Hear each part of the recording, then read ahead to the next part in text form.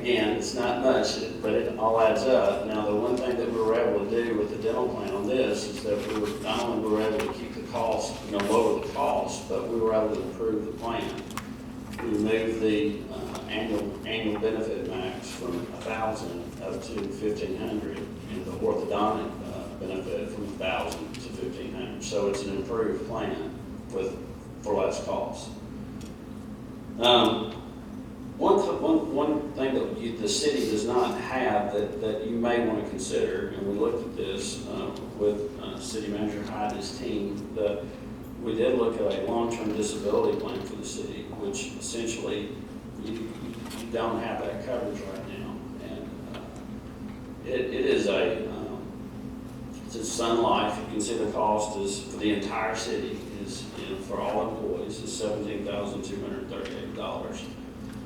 What this does is that if someone's too sick or too hurt to work, following a 90-day elimination period or time deductible, then that particular employee would be paid 66% of their income to normal Social Security retirement age. So it's a really valuable benefit.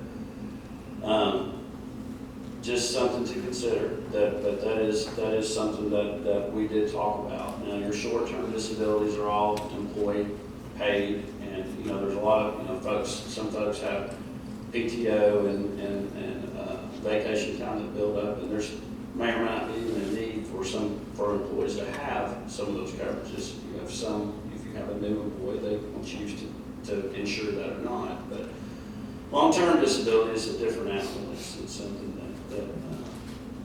that all employees have that need. Again, the proposed savings that and that does include the LTD. So if you wanted to drive down with your benefits without the LTD plan, you can take that $17,000 number out of that. But the comparatively from your plan, from the proposed plan to the plan last year, renewal, it's about a $380,000 savings. Now, if you look at it versus, to the far left, your true number, what you're paying today, versus, what the proposed plan is, it's nearly a $100,000 savings. So it's that's the financial piece of it. Now, if you're wondering, well, what are you doing to the plan? If you look on the plan comparison, on the left-hand side is how the current plan works for the employees, and the right-hand side is the proposed medical plan. Again, this is strictly the medical. Currently, the employees have a $250 internal deductible. For individual, they have a $500 internal deductible for family. After they hit that deductible, then the HRA, the health reimbursement arrangement, pays the balance of the expenses, the deductible expenses. The one thing that they do have, they have a $25 copay for family, for any family practice practitioner. You've got a $45 or $40 copay for a specialist. You have a 10, 35, 50 arrangement for for pharmacy. The proposed plan has no deductible, and what we're doing, you're taking everything out you're essentially stripping the plan, and you're using the HRA to reimburse the employees. The way the employees would see it is that from day one, they only pay 10% of the negotiated rate. So, for example, if they went to a doctor's office visit, the negotiated rate with Blue Cross and Blue Shield on average is about $100. So they would pay 10% of that $100, which would be $10, which is better than what they have currently. Same thing with specialists, it would all be 10%, right out of the chute. They would not have that deductible to bear on the front end. So it's really, your folks that are the employees that may have some things that, they may not be large claim users, but they're getting some benefits from day one as opposed to getting dinged with the deductible. Pharmacy's is not changed. It still remains a 1035 arrangement, 1035.50 arrangement with Blue Cross and Blue Shield. One other thing that we had kicked around right now currently, you've got an S and a P network, and we had talked about eliminating the S network option. And part of it, from a network standpoint, right now with Blue Cross and Blue Shield, there's some issues with some facilities, and in Chattanooga in particular, it's Park Ridge, that where somebody, in the past, if you went to Park Ridge and was out of network, then everything, and it was a true emergency, then things were treated as being in network. Unfortunately, the way it's treated today, thanks to they're teeing it up in the courtroom right now. The employees folks are being balanced billed for those out of network benefits, and there's really not a cap on it. So there's some significant exposure to your folks that choose that S network.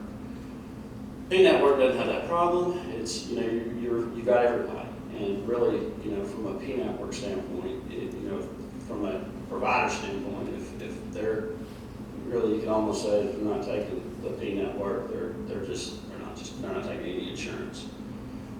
So, from a protective standpoint, you're until they resolve that issue with Blue Cross and out of network facilities, that would be one thing I would consider. What now on the deductible? They only pay $255 employees, but does the city pay $1,200? I mean, it's on this plan,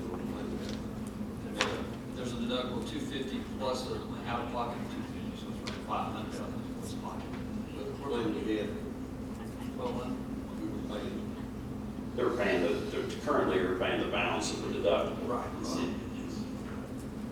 Which was about $1,200. Your current deductible is a $2,000 deductible, and it's $40,000 out of pocket. So what you were doing, you're actually paying the out of pocket. I mean the deductible and the co-insurance piece currently.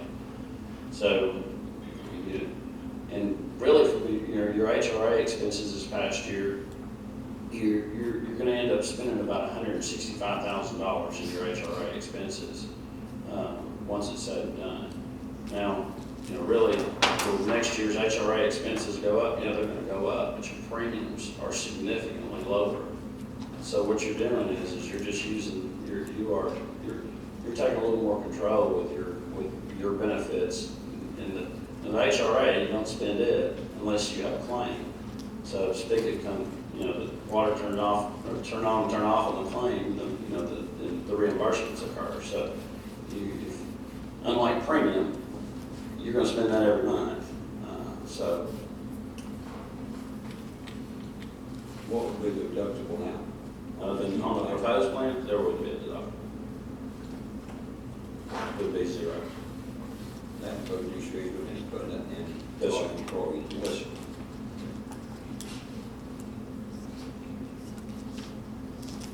They still have the same coverage they had before. They would have more if y'all actually, if you moved to just the one P network. You've got about half and half that are on S. You've got 125 people that are on the plan total. You got about half that are on the S network. You got about half that are on the P. And really, there's not that big of a cost difference to the city right now. I mean, there's only like $10 the difference, and there's enough savings that where you can pick up and put everybody on the P. You won't have any. You're going to eliminate any potential problems.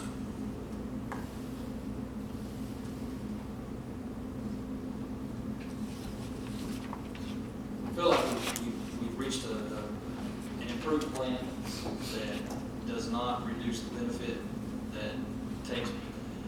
that doesn't take more money out of the employee's pocket. Now their pharmacy copays will count towards something. They don't go away. And That's correct. well, the new plan, the old plan, they just disappeared as it were. Now they actually count for something. So it comes off the back end, the true out-of-pocket expense. So it's a good plan. The employee should not, where they'll see the difference is when they go to the doctor, instead of paying a $25 copay, it could be $7. Because it's 10% of the total bill. So it's actually a cost savings for the employees.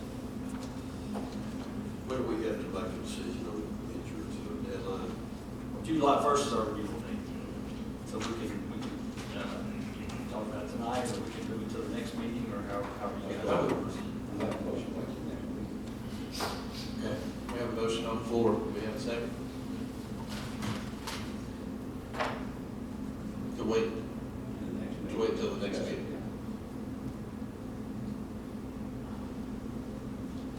I'm not to redraw my motion, anybody want to second? We are going to realize the cost savings, and we do see a budget, an improvement to the budget by doing this, so it, Oh.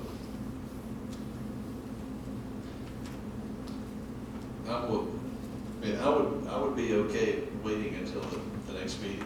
Okay. So, if you're gonna move your motion out there, I will second that. Truthfully, I would like to get, I understand the potential cost savings and all the rest. I would like to speak with some of our employees and see, and just to kind of gauge how comfortable they are, and that's, you know, I just, want to make sure that we're not doing something they perceive to be a bad thing, and I don't think that's the case. I'm just, I'm just like to be very cautious. I know I've had employees tell me before that, they would be okay not getting a raise, and just don't monkey around a whole lot with my insurance. and we're not. Right. There's no cost increase to the employee. There is a time that we'll have squeezed everybody re-enrolls, and if we might, we probably need to make a decision no later than the next meeting. And then we haven't presented this to the employees, so we ask specifically about this, they don't have a clue, because we need you to bless us going forward and talk, right, just to let you know. So it would be the same, and you potentially could have a cost increase if we don't change it. I mean, we're fine with that. I mean, I like what I see moving forward, savings for the city. And I think I would like to see, maybe if there's some other people out there, if we put this out for bid, or Insurance is created equal. Tim does that. He puts it out for bid, gets other people to give quotes. Certain groups seem to wouldn't, I believe that's correct. I think we had the one that did, but it wasn't comparable. A huge increase. Somebody denied, wouldn't even give us a quote, so he actually does that. We don't have to do I play it, still in the motion on the To defer action until next meeting. Yes, sir. that. Yeah. My parents, they put it out for bid, Yeah. again. ask for. You already asked me. Okay. If we want to get real particular on Robert's rules, we can vote on calling the question. I would like to, personally, like to hear what Mr. Cagle had to Say say. it, way to say it. Are you sure? I'm gonna comment. Okay. Wrong. No, I didn't hear it. I'm glad you said it. I didn't hear it. Okay. Okay, my question was, Larry mentioned putting it out for bid. Well, this gentleman is from Dixon. Correct. Okay. He's gonna furnish someone over here twice a month. Correct. Is that just the first couple of months, or is that for the whole year? That's ongoing. We've got clients, we're really more of a regional agency. We're the Blue Cross and Blue Shield's top 5 agencies in the state. We have groups from Memphis to Chattanooga to Knoxville. We have a big block in Washington DC. And, I mean, there's really not a distance issue. But I kind of go along with Mary there. Let's put it out for bid, let some of our local brokerage companies bid on it, and then you compare it.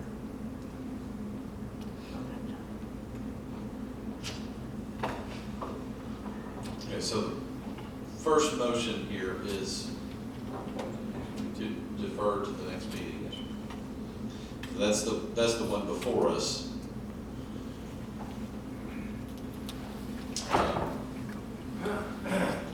Here's the issue that I've got, Yes, sir. and I certainly don't mind putting it out for bid, but who's gonna put, if you wanna compare apples to apples, who's going to decide what the criteria is that they're bidding on? Who's going to decide,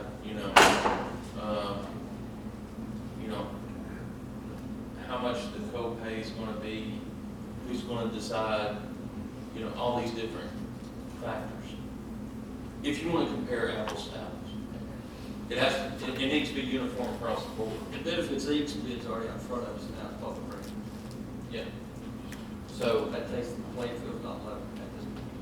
so if you want to compare, like I said, I would suggest going with this gentleman's structure and see if anyone else can match it.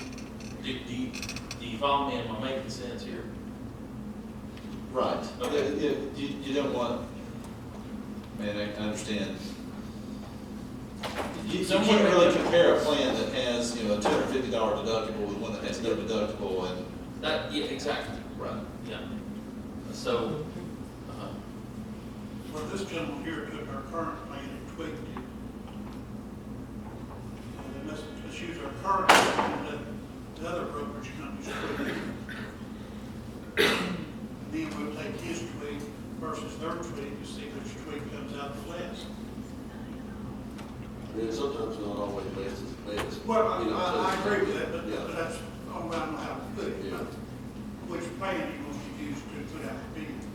And I've got that, this gentleman here, I was thinking, I'm not, Mary said, I think we need to talk to the employees that's got the insurance, find out how it affects them.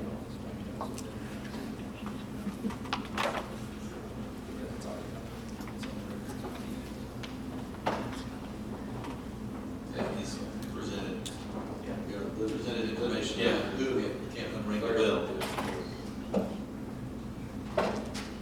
Okay.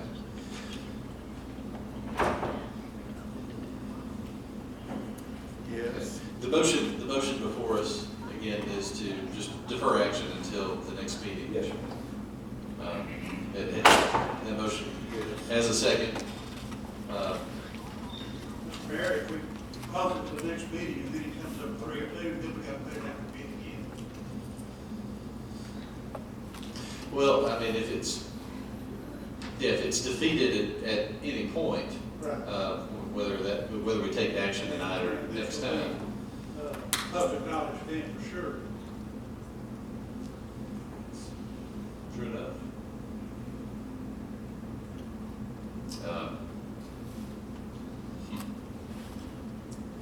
So, a lot of things to think about. Let's see, let's basically find out if we're gonna take action tonight. So, we have a motion in a second. If we can have a roll call vote on that, and then, depending on what the outcome of that is, if it's defeated, then we'll continue this discussion, and we may take action tonight. So, if we can have the roll call, please. Councilmember Griffith.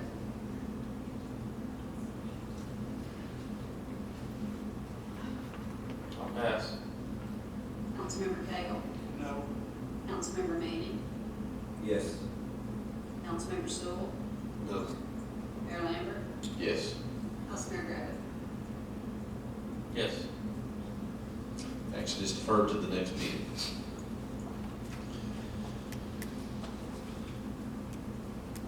All right.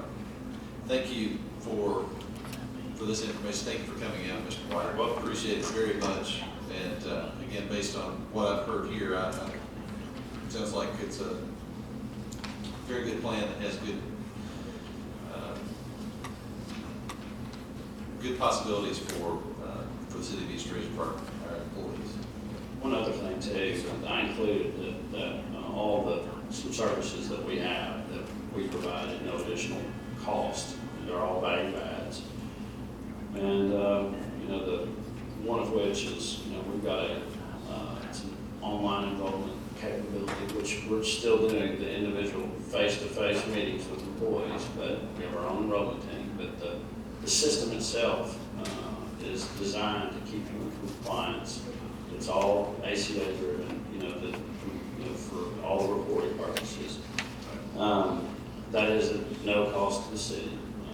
We'll also, we have staff attorneys. I know you have your own city attorney, but we have compliance attorneys that if you ever had an issue, you can always bounce something off. And some other things that I've outlined that we do at some value adds as well. So, I noticed like the cancer insurance such as that, do you have price, is that individual price or is that? Those are all just- history or is that just?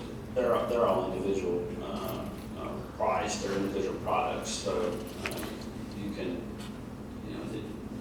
like currently, you can, it just depends on the carrier that you have. I mean, there's nothing that the city's paying for those Right, particular right. I'm products. saying if say someone wanted to just take out the cancer policy with what they have. Absolutely, we've got that built in, and our enrollment team is designed the way they meet with each employee, and they go through the line by line, each coverage, and they're on a needs basis consultation, and, but yes, those products are good.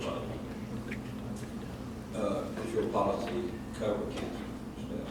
There's, When you got that, when you tell us about it? yes, sir. There's really no exclusions, all of it, thanks to the Affordable Care Act. I mean, you're not gonna have anything that's, all policy languages on a fully insured basis, which you have, is they're all created equal. So you're not gonna have any, there's no gotchas. Well, I know there's some I didn't want to say character, Right. carriers who, that, I said, well, you had to take a policy. No, there's no pre-existing.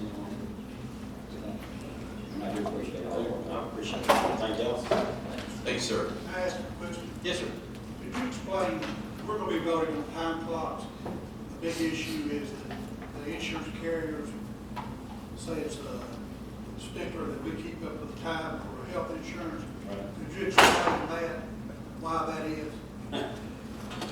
Yeah, that is it's an ACA provision, and you are, if you've got if everyone's full-time, you don't have to, then it's you don't have to worry about it. It's where you get in, where you run the seasonals and part-time employees, and you get into accrued time where you have to offer benefits to employees. So you got one of the functions that we actually have that in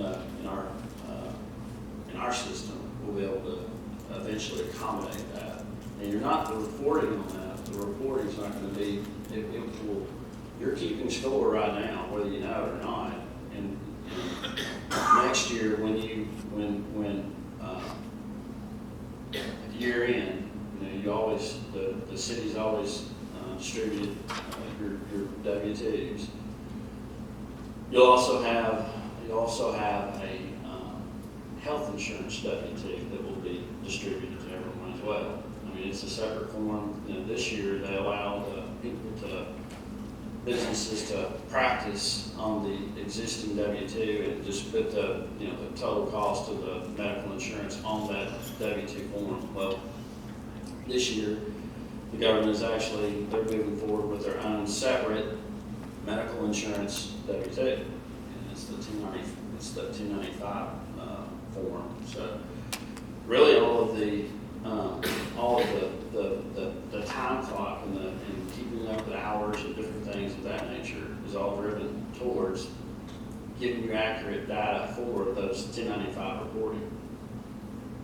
And if you don't have, if you just book time with somebody, they can find you probably, right? Well, if someone snuck up and became eligible on the plan, and even though you didn't, you know, you had deemed them, you know, someone that sees for part-time, but that actually, you know, if you weren't very mindful with the hours that someone's working, it could sneak up on you. You could, at the end of the year, find out that, oh gosh, we should offer them benefits. And then you're subject to, you know, at that point, it's a $3,000 penalty if you actually offer a plan and don't offer it to them. So you're almost better off, you know. Well, aren't they going to change it where you can work even part-time hours for? Well, the number is actually 30. Okay, that's the magic number that the, you know, used to, and the part-time workers were deemed, you know, 32 hours was part-time. Well, now the federal government has defined that for everybody to be 30 hours. So, you know, that's why you have a lot of these, you know, these restaurants and hotels and different industries, a lot of part-time workers. They're struggling with this. So, Well, So if they have 30 hours, does that be eligible? they're eligible. For each. So you just about almost better off having full time. But if you make everybody full-time, you know, you really don't have to worry about that because, you know, that's what you're tracking. So. on the time clock, which Dave brought about, does that make our insurance cheaper if we have time clock? I'm asking that question. I wish it did. And I know, I wish it happened, but I had to. Really on the insurance front, you know, they're on your side, they're just looking at two things. They're gonna look at how much you paid in, and then, and they're gonna look at what you paid out. So it's a premium to, you're looking at a premium to claims ratio, and whatever that number is, you know, according to the carriers, and it varies with different carriers, but typically it's 80% is the number. So, you know, for example, this year you ran a little high, but it was, your MLR this year is 100%. So, you know, for every dollar that you're spending, in premium, they actually spend $1 out of claims. So, that's really how they price it for your size group. Do you have something like a wellness program or something? We do. That would help bring our benefits down if employees did certain things or? You not necessarily bring them down initially, but there's some things that you can do that can potentially, you know, change behavior, modify behavior by putting in different wellness programs. I mean, like we have a fitness center here that we can utilize, you know, some of them do, some employees do. But I mean, if there was I know at one time, one of our other carriers, they would want to implement something like that, it never did materialize. But I think that would be something good that if somebody came in and got something real scheduled, people wanted to. Not going to modify the premium. But you're going to keep people healthier down the road. That's correct. That's correct. I mean, And you're not going to you're change. still going to pay the Way down the premium. road. Now, some employers in municipalities and county governments, you know, they're doing things, you know, they may, if you have to go to the gym, they'll offer that up. And if you're going to the gym and you commit to you sign up to the commitment that they're asking you to do, you know, it's an honor system, but Right. they charge different rates for premium. And, you know, here's one, you know, there's the tobacco, you know, there's a lot of municipalities, county governments, utility districts that are using tobacco surcharge. Now, it may be that that they're doing it to reverse. They may say that all the non-tobacco people they're getting the credit, as opposed to saying your premium's gonna be increased if you use tobacco. So, but there are things that you can do internally. Like you say, your premiums are based on expense out, so. Your group specifically. If you make people healthier down the road, it's going to pay off. Amen. So anything that you can do to improve behavior, you know. When I worked for the newspaper years ago, they had a real good plan there. They had monthly things that they gave out for awards and medals and stuff, and they kept a record of doing stuff, road classes, and lots of stuff. People stay after work to do, keep fighting traffic, go home probably, but, I think that's something that down the road could help. All right, thank you, sir. Thank you. Okay, moving on to new business. Item A will be ordinance number 988. An ordinance of the City Council of the City of East Ridge, Tennessee, to amend ordinance number 971, entitled an ordinance to provide revenue for the City of East Ridge, Tennessee for the fiscal year July 1st, 2014, June 30th, 2015, appropriating the same to the payment of expenses of the municipal government by changing revenues of the general fund and capital improvement fund and changing the expenditures for the general fund and capital improvement. Darrell, please. Thank you, Mayor, members of the council. Ordinance number 988 was discussed during the work session, which we recommend for its first reading tonight, second reading sometime in the next couple of meetings, if not the next meeting, perhaps deferring second reading until July. But the most important thing here is the $1 million. And I'll explain that after $1 million in the general fund from the proceeds of the $3.5 million bond issue, which PFM is finalizing. We're going to talk to Moody's next week, and from there they'll rate the bond transaction, and then they take the bond to market. From that, we are asking to apply $1 million of the bond to the general fund, 2.5 in the capital improvement fund, and all of this, $1 million in the capital improvement fund for the fire project, $1.5 million in the capital fund project, and $1 million in the general fund, all for the ASPRO incentives, and finalizing our financing those incentives. This is that last step.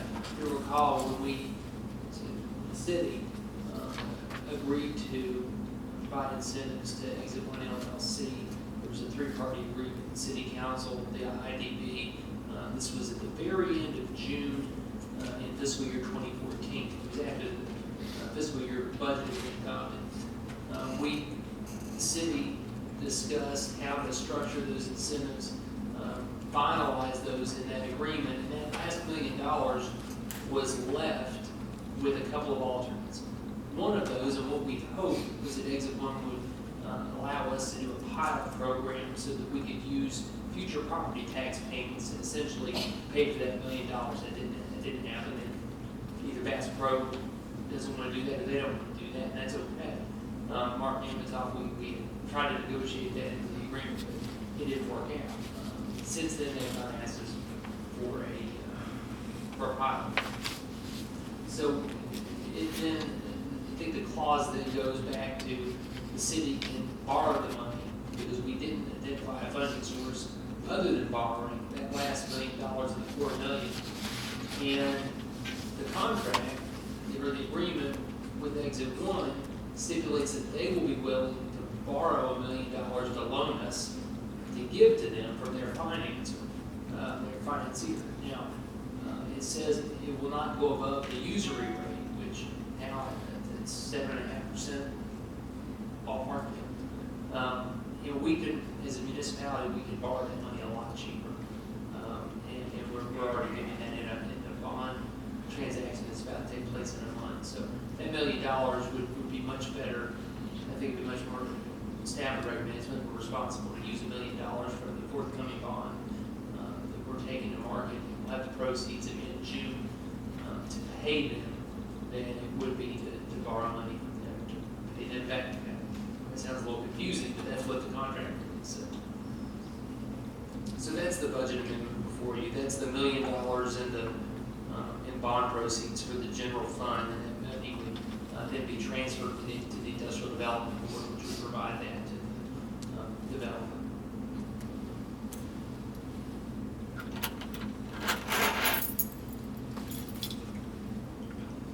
Are there any questions? And that's the last, Last month. and that will only be paid when? The bond, that'll be paid 5 days within receipt of a certification that Bass Pro has taken over the site, taken possession in order to begin the construction phase. There's a handwritten certification that they provide us at that point. And they're at that point where pretty soon they're going to come and ask for the last $1 million. Because the site's saying, we want to be prepared for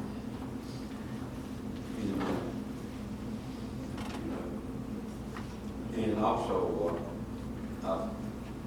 I've talked to them, city manager's talked to them, Mr. Velocity over here's talked to them about the dirt and all that stuff they got piled down there and all that stuff they're supposed to fix. And I've said this, and I told city manager this, I told Thad this too. And I think they need to finish their contract with us before they get the last $1 million. Because right now, they ain't off without no effort.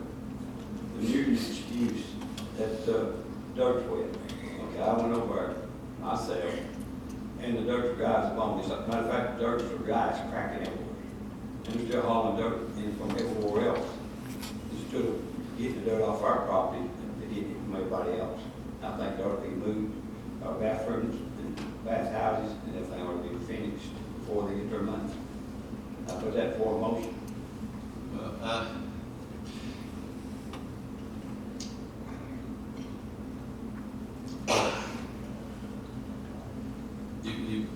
You put that in the form of a motion. Yes, sir. We will see if there's a second.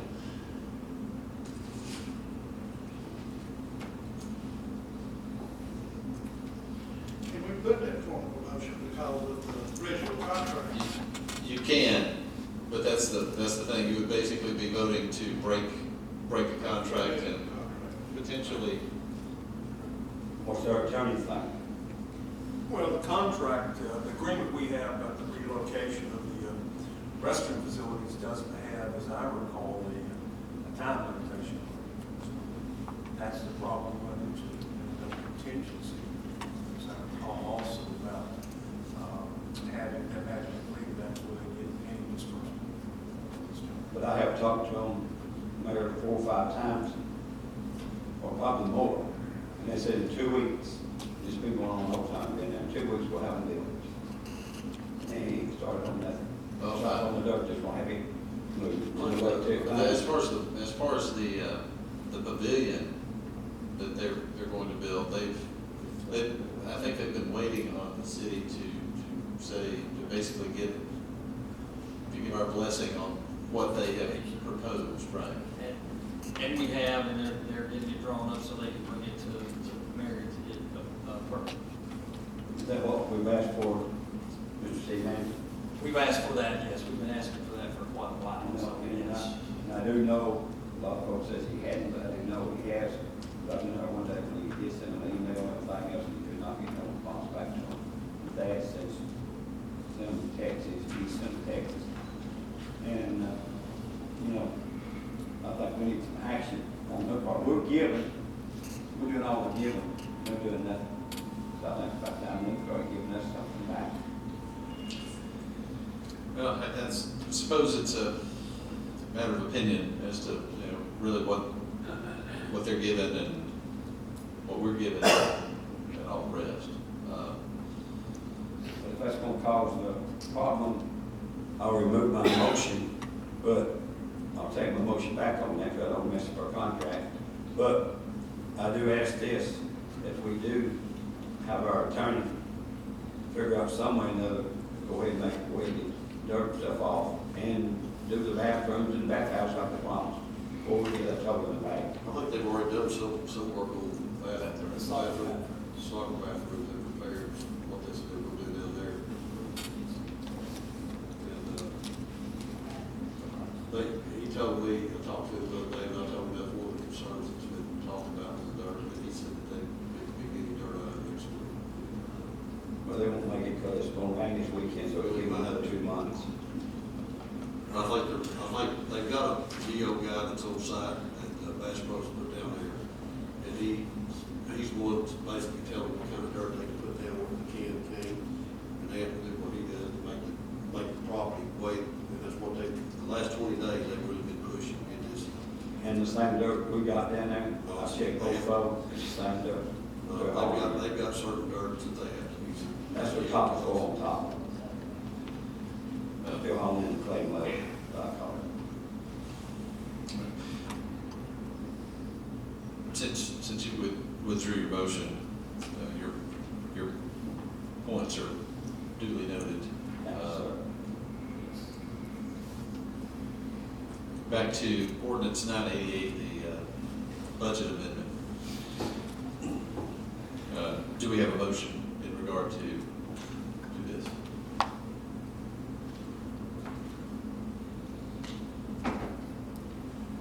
Make a motion, please. We have a motion to approve. Do we have a second? I'll second. We have a second. Any comments or questions? I will say this. Sorry. I will say this. Yes, sir.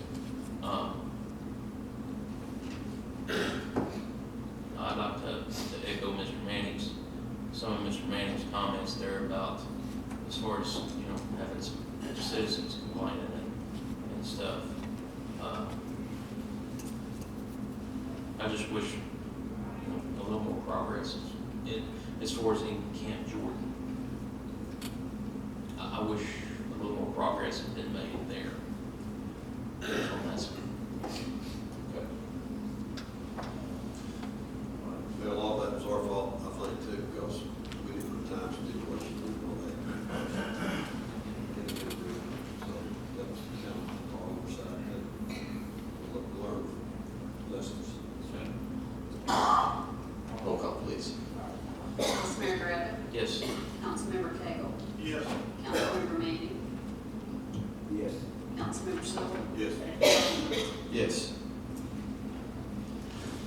Item B, resolution number 2475. A resolution of the City Council of the City of East Ridge, Tennessee, authorizing the city manager or his designee to purchase portable radios for the East Ridge Fire Rescue Department, Tennessee Department of General Services statewide contract listing.